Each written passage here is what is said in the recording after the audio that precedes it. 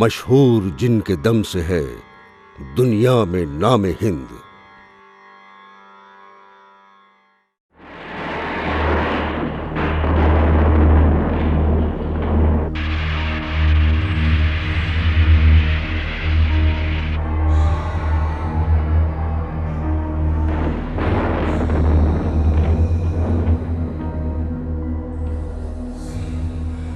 20ویں صدی کی تیسری دہائی جب نامساعد حالات اور سنگین مسائل سے الجھ رہی تھی اور آزادی کے نعرے بلند کیے جا رہے تھے، فرنگی فوجیوں کی کمر ٹوٹ رہی تھی اور ہندوستان ایک نئے نظام کی تعمیر کی طرف گامزن تھا۔ ایسے پرآشوب اور پرامید دور میں ایک بچے نے مدھیہ پردیش کے ایک تہذیبی اور تاریخی شہر بھوپال میں جنم لیا۔ اس بچے کا نام گھر والوں نے سید غلام السیدین نقوی رکھا، جسے آج عالمی برادری سعید نقوی کے نام سے جانتی ہے۔ ایک بلند قامت صحافی، دانشور اور ایک درد مند انسان۔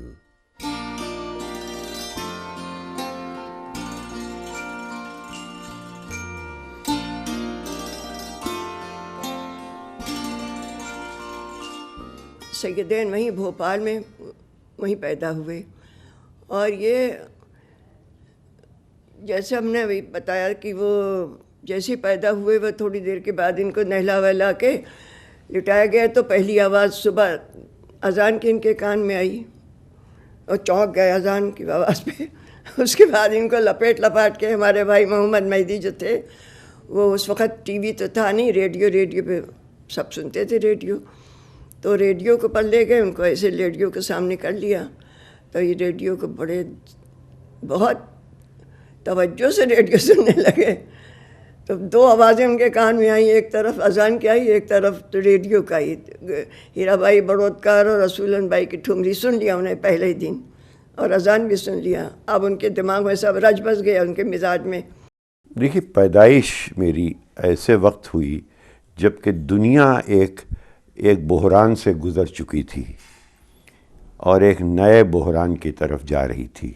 میری دنیا یعنی دوسری جنگ عظیم ختم ہو چکی تھی اور آزادی ایک طرف اور پارٹیشن دوسری طرف۔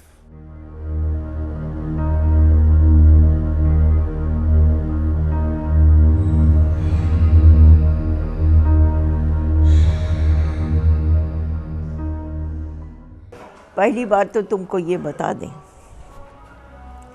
کہ سیدین کا نام کچھ ایسا ہے کہ جیسے آفتاب کی کرنوں کو آپ سمیٹ لیں، سمندر کی لہروں کو گننا، آفتاب کی کرنوں کو پانا، محبوب کی اداؤں تک پہنچنا اور سیدین کو سمجھنا برابر۔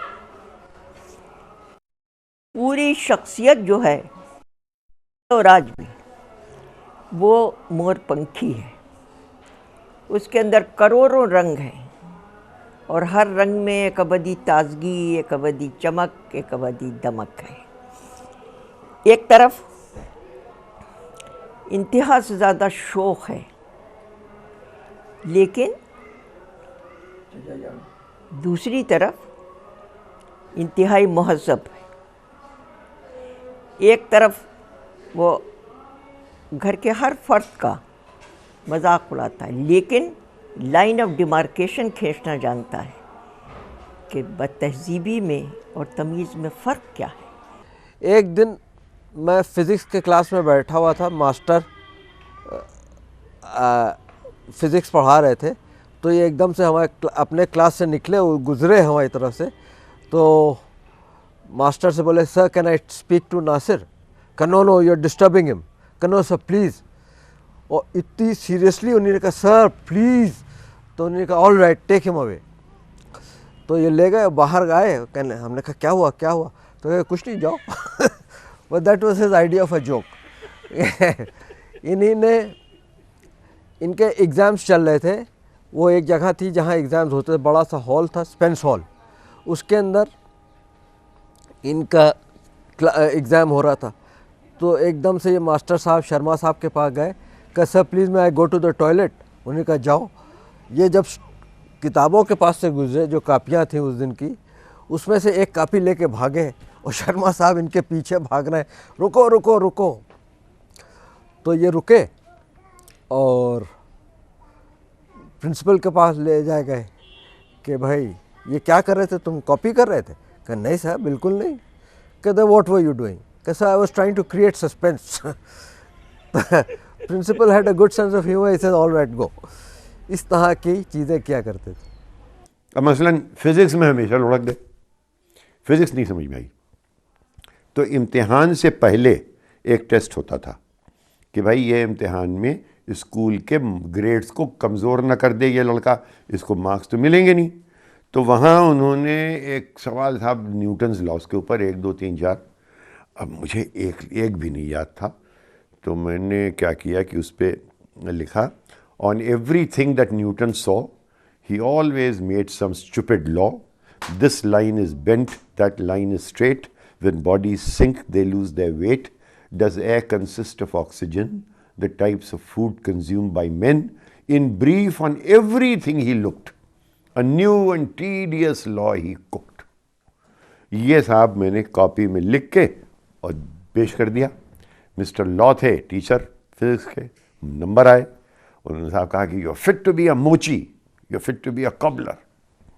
اور اس طرح کی ڈانٹیں ملتی تھی کہ یہ اگر آپ کریں گے, لیکن انہوں نے 100 میں 10 نمبر دیے شاعری کے.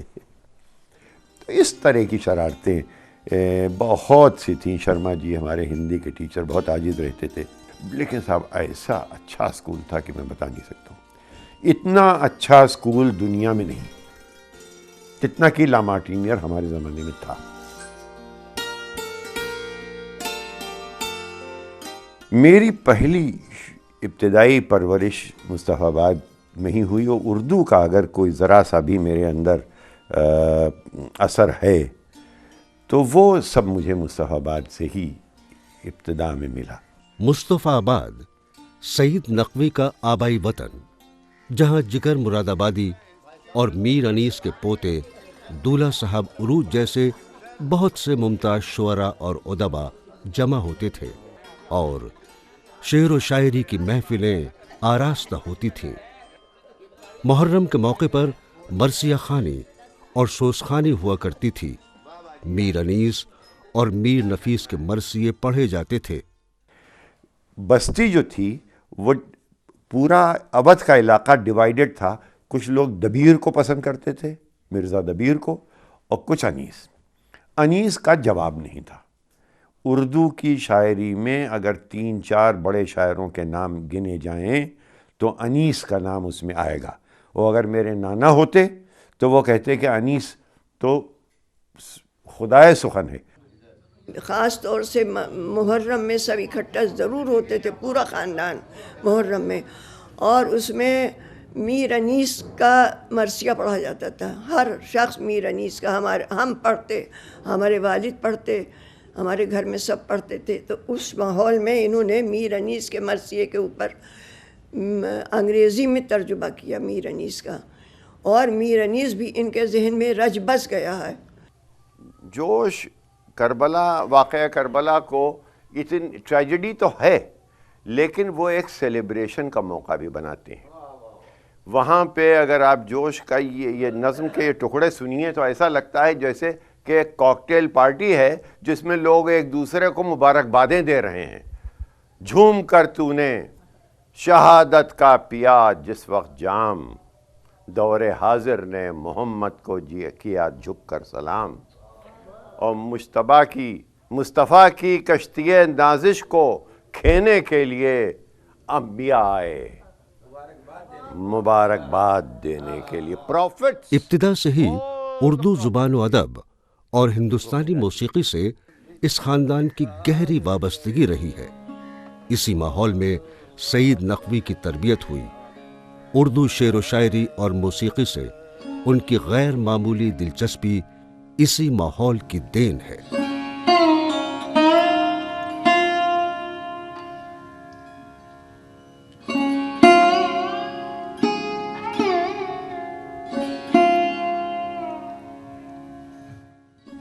اب آج کل پھر ان کو یہ شوق ہوا ہے اردو کا، جو کہ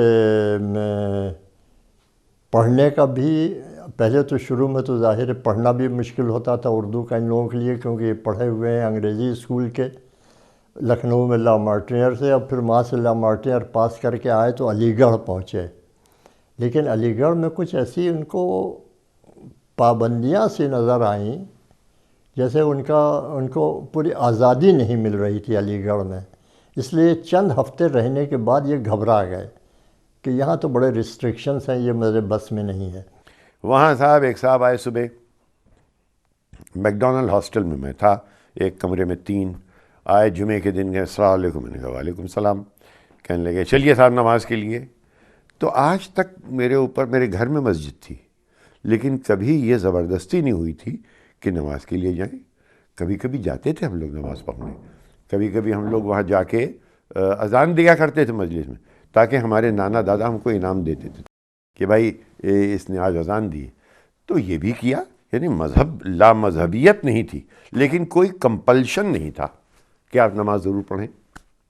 یہ کہ ایک ایٹماسفیئر، یہ پوری ایک بلیف یہ تھی کہ ہر مذہب ایک کلچر ایگزیوٹ کرتا ہے، چاہے وہ آپ کا مذہب ہو اور چاہے وہ میرا، اور اس کلچر سے ہم سب فیضیاب ہوتے ہیں، چاہے وہ آپ ہندو کا کلچر ہو چاہے میرے مسلمان کا کلچر ہو، اور آخر میں دونوں میں ایک جا کے ملن ہوتا ہے، جس کو کہ ہم کمپوزٹ کلچر کہتے ہیں. یہ تھا. لیکن وہاں علی گڑھ میں جب ان کا السلام علیکم صاحب نماز پڑھنے چلیے، تو صاحب آپ یقین نہیں ہوگا کہ 20 دن میں صرف طالب علم رہا علی گڑھ مسلم یونیورسٹی کا. میں نے صندوقچہ اپنا بند کیا، 160 روپے کوشن منی بہت ہوتے تھے میاں ان دنوں میں، وہ چھوڑ چھاڑ کے میں دلی آ گیا باپ کو بتائے بغیر.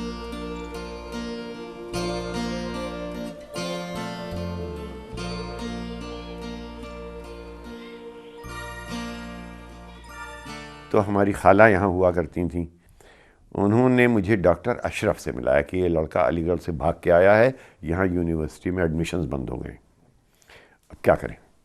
تو ڈاکٹر اشرف نے، وہ ان دنوں میں کروڑی مل کالج میں پڑھایا کرتے تھے ہسٹری، انہوں نے مجھے وہاں ایڈمیشن دلا دیا تھا. ان کے دوست تھے یہ امیتابھ بچن اور وی ایم بڈولا، اس طرح کے ان کا دلی کا گروپ تھا. کروڑی مل کالج میں ایک اور صاحب تھے جن کا نام تھا امیتابھ بچن، اور سوائے اچھا امیتابھ بچن سے بڑی دوستی ہو گئی. وہ ان دنوں میں پری میڈ کر رہے تھے، کوئی ڈاکٹر وغیرہ بننے کا شوق تھا، اور وہ ان کے خیر قصے الگ. وہ جناب بسیں بدل کے جایا کرتے تھے، وہ رہا کرتے تھے ویلنگٹن کریسنٹ میں، لیکن بس بدلتے تھے کیونکہ ایک لڑکی تھی اس کی مرانڈا ہاؤس میں، وہ ان کو بہت پسند تھی. تو اس کو دیکھنے کے لیے وہ باقاعدہ جاتے تھے مرانڈا ہاؤس بس اسٹاپ سے، بس پکڑتے تھے اور پھر اپنے گھر جاتے تھے. زندگی گزر گئی، انہوں نے اس سے حلو تک نہیں کی.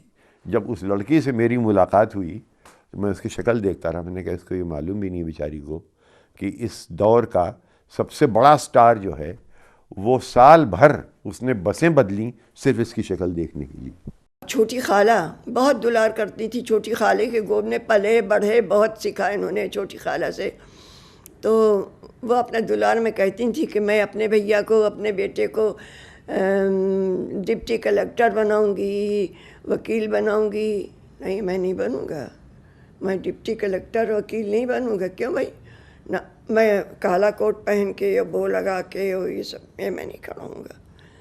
اچھا تم پھر ڈپٹی کلیکٹر ہے، میں ڈپٹی کلیکٹر وہاں کرسی پہ بیٹھ جاؤں، ڈپٹی کلیکٹر بیٹھا ہوا، میں نہیں بنوں گا. اچھا پھر تم کو بنائیں گے جج ہائی کورٹ کا. نہیں، میں سوٹ پہن کے وہاں جج نہیں بنوں گا، مجھے نہیں اچھا لگتا جج وج بننا. پھر تم کیا بنو گے؟ آخر بتاؤ تو. میں جرنلسٹ بنوں گا.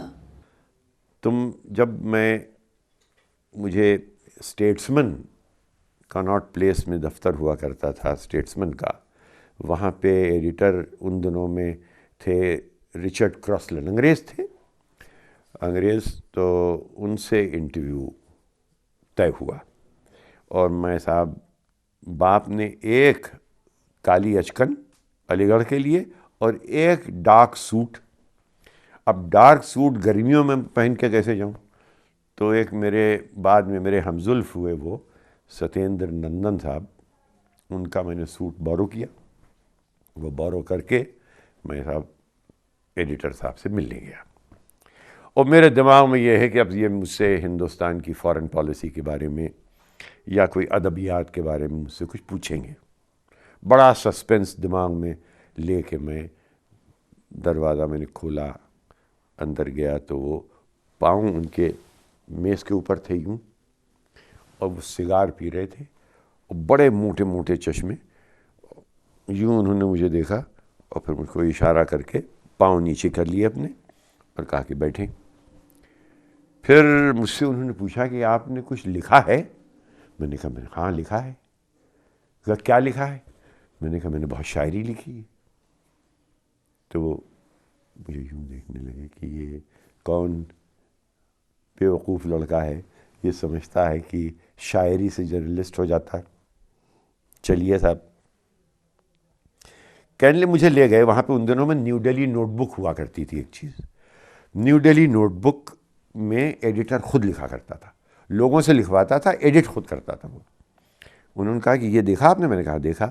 کہنے لگے آپ بیٹھ کے یہاں 400 لفظ لکھیے. میں نے کہا کس سبجیکٹ پہ؟ یہ اب گفتگو انگریزی میں ہو رہی ہے، ظاہر وہ انگریز تھے. Can you right 400 words? I said, indeed, on what? He said, on mangoes. آم کے اوپر. ارے میں نے کہاں جواہر لال نہرو کی فارن پالیسی، کہاں انٹرنیشنل افیئرز، اور کہاں دماغ میں فطور لیے ہوئے لونڈا گیا تھا نوجوانی میں. آم مینگو. اتفاق کی بات دیکھیے کہ اس علاقے میں آم ہی آم ہیں. تو آم کے جتنے نام دنیا میں ہو سکتے تھے وہ ان 400 الفاظ میں نے ٹھونس دیے، اور 2-3 لطیفے غالب کے اور ان کے وہ صاحب. اس کے بعد ایک خط آیا میرے پاس. خط آج تک مجھے پورا A to Z یاد ہے. کیا تھا؟ Dear Mr. Naqvi, although we cannot guarantee you employment at the moment, the training you will have received here will stand you in good stead in finding work elsewhere. In the meantime, at the end of the training period, we do not guarantee you employment. But during this period, we shall give you a pocket money of 300 rupees a month. سمجھے آپ؟ 300 روپے آج کل بغیر سیکھے لاکھوں روپے لڑکے لے رہے ہیں بھیا. 300 روپے مہینہ پاکٹ منی. چلیے صاحب، میں سمجھا کہ میں ایک دوست کے پاس گیا، ہندوستان ٹائمز کا دفتر وہیں پاس تھا. میں نے کہا یہ 300 روپے، ایئر انڈیا والے تو 700 روپے دے رہے ہیں. کل کے بیوقوف آدمی، you are on to the best newspaper job in the world. ان دنوں میں ٹائمز لنڈن میں نوکری مل سکتی تھی، اسٹیٹسمین میں ملنا مشکل تھی. صاحب میں نے وہ نوکری کی. میں بہت ہی جلدی پروموٹ ہو گیا. پروموٹ اوپر گیا، پھر اتارا گیا، پھر کیا کچھ میں نے نہیں کیا. دوران ملازمت وہ مختلف نشیب و فراز سے بھی گزرے، لیکن اپنی انفرادیت کو ہمیشہ قائم رکھا. اسٹیٹسمین سے علیحدگی کے بعد جنوبی ہند میں انڈین ایکسپریس کے چیف ایڈیٹر مقرر ہوئے.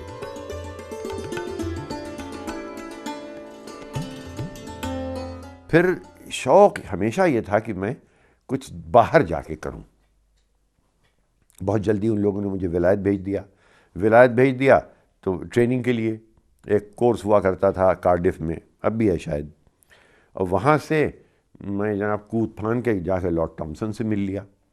لارڈ ٹامسن ٹائمز لنڈن کے اوونر تھے. انہوں نے صاحب ہیری ایونز کو ٹیلی فون کیا اور مجھے سنڈے ٹائمز میں نوکری مل گئی. سنڈے ٹائمز لنڈن میں کام کرنے لگا. اب یہاں لوگ پریشان کہ سالا گیا تھا ٹریننگ کرنے کے لیے، اب دیکھو وہاں تو بیٹھ گیا ہی. خیر پھر بیوی ہماری آ گئی وہاں، اور سال بھر کے بعد، 1.5 سال کے بعد یہ ہوا کہ اب گھر چلیں. کبھی یہ باہر بس جانے کا کبھی گھر سے بڑی بہت پیار تھا. He's a very cheerful, positive person, very optimistic. He doesn't let things get him down. Even if something disturbing happens in the household, it takes no time for him to solve the problem and to get the smile back on his face. कुछ लोग हैं जो घर पे बैठना बड़े senior वरिष्ठ पत्रकार, बहुत लोग कमेंट्री अपने घर में बैठे या अपने दफ्तर में बंद करके लिखते हैं। और सईद नकवी कभी इस किस्म के जर्नलिस्ट नहीं रहे। उनको घूमना है, खुद देखना है, खुद लोगों से मिलना है और खुद अपने निष्कर्ष तक पहुंचना है। और ख़ास तौर पे उनके हमेशा एक नया नुक्ते नज़र से सब कुछ देखते हैं, ताकि जब आप उनकी बातें पढ़ते हैं तो आपको सोचना पड़ता है कि शायद ये भी है। यानी वो सीधा नहीं जाएगा, कहीं घूम के जाएगा और नया पॉइंट निकाल देंगे। इंडियन एक्सप्रेस के बाद उन्होंने इलेक्ट्रॉनिक मीडिया की जानिब रुख किया और एक मुतवाज़िन और संजीदा सहाफ़त को परवान चढ़ाने में अहम रोल अदा किया। सईद नकवी पहले शख्स हैं जिन्होंने वर्ल्ड रिपोर्ट के ज़रिए जितने भी ममालिक हैं जो बड़े इम्पॉर्टेंट मुल्क हैं दुनिया के, उनके जो हेड्स हैं, चाहे वो कोई राष्ट्रपति हो, कोई प्रेसिडेंट हो, प्राइम मिनिस्टर हो, बड़ा नेता हो, ये सईद नकवी हैं जो सबसे पहले उनके इंटरव्यूज़ हम तक लाए। चाहे वो बड़े नेता हों या सोमालिया में जैसे एक सिविल वॉर के हालात पैदा हो गए, तो जो वॉर लॉर्ड्स हैं वहाँ के, सईद नकवी थे जो वहाँ पर गए और वहाँ से इंटरव्यू करके लाए और हमें दिखाया सबसे पहले।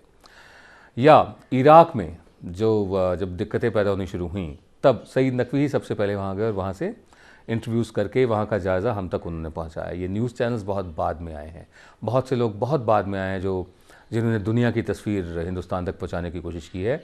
शुरुआत करने वाले सईद नकवी हैं, टेलीविज़न के ज़रिए भी। जब ये ख़ुद वर्ल्ड रिपोर्ट के ज़रिए नहीं बनाते थे, तब दूरदर्शन वाले उनसे रिक्वेस्ट किया करते थे, कहा करते थे कि आप जाकर करिए हमारे लिए। और अपनी जो तहरीरें हैं, जो इनका आर्टिकल्स हैं, लेखन हैं, एडिटोरियल्स हैं, किताबें हैं, उनके ज़रिए भी सईद नकवी ने दुनिया की खिड़की जो है, हिंदुस्तान को एक खिड़की दी कि हम उससे दुनिया को देख सकें। सईद नकवी ने आलमी और बैनुल अक़वामी सतह के नामवर और जलीलुल क़द्र रहनुमाओं से मुलाकात की और उनके इंटरव्यूज़ भी किए।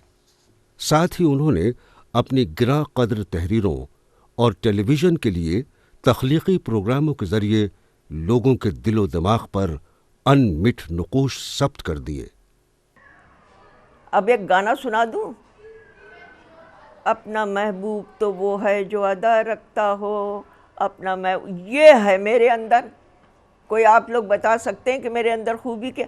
अपना महबूब तो वो है जो अदा रखता हो। तो ये अदाएँ ऐसी थी कि वो गए जनरल परवेज़ मुशर्रफ से, हमारे सदर से, और बहुत देर की इनकी गुफ्तगू हुई।